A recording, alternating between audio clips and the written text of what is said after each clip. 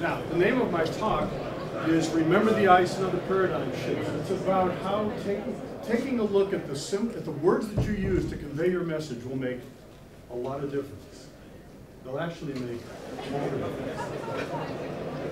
There's a story behind the title, Remember the Ice, and it's important for me to share it with you. Some of you have already heard it, and I appreciate that, so if you'll indulge me for just a moment, I'll tell you the story behind it.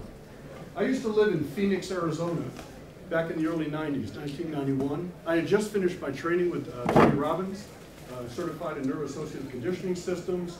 I've been involved in psychology and counseling for many years. I have a bachelor's degree in psychology, a master's in counseling, did some work with Dr. Albert Ellis and Dr. Maxie Malsky in interaction behavioral therapy.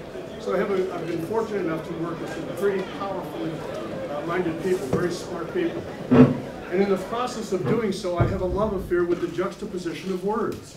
I love that word, juxtaposition. It's a great word. So I have a thing for the juxtaposition of words.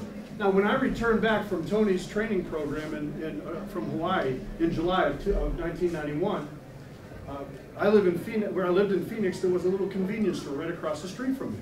So I went into the store. My friend Rick, the manager, was there that day.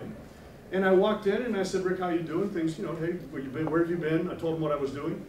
And I happened to look up and I saw a sign, how like in a counter, above the cash register, there was a sign that said, don't forget the ice. So me being a lover of words and the juxtaposition of words, I said to him, Rick, how are your ice sales? He said, they're terrible. Did I mention this was in Phoenix in July? I just wanted to make sure. So, when he said that, I said, if you'll give me a piece of paper and a magic marker, I think I can help you out. So he did. So I made a new sign, Remember the Ice.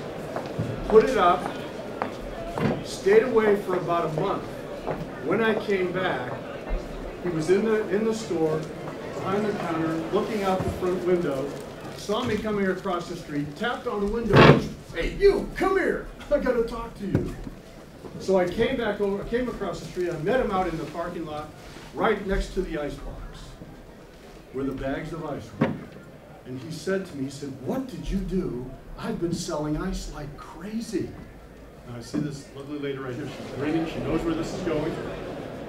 He said, I've been selling ice like crazy. What did you do? I said, let me explain something to you real quick. If I say to you right now, don't think of the color blue, what color did you just now think of? When your customer used to look at a sign that said, don't forget the ice, what did they forget? What do they do now? He said, wow, it's amazing. They'll come into the store, they come up to the counter, they've got items, they get ready to pay for them. Nobody has said anything about ice. Their eyes drift up, they see the sign, say, can I have a couple of bags of ice on the way out the door? Or on a weekend, they've got a case of beer in a cooler in the back of their truck. I need 10 bags. He said, it's incredible. The ice company keeps calling me. What are you doing? The message is in the sign.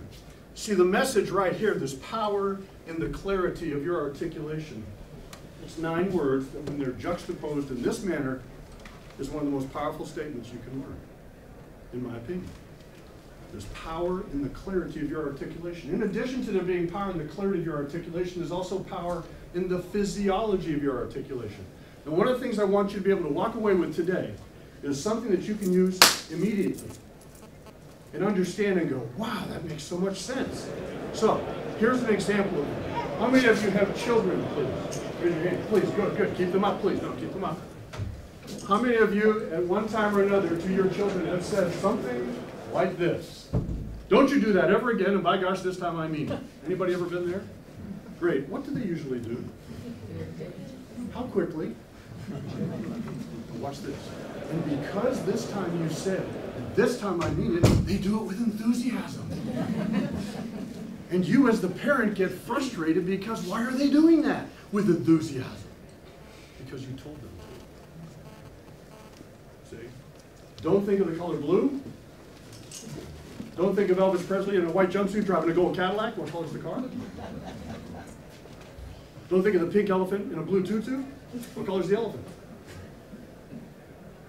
When you use the word don't, you are tying yourself up in a knot. When you use the word can't, you're doing the same. Not, don't, can't, won't, wouldn't, couldn't, shouldn't. Stop tying yourself up in a knot.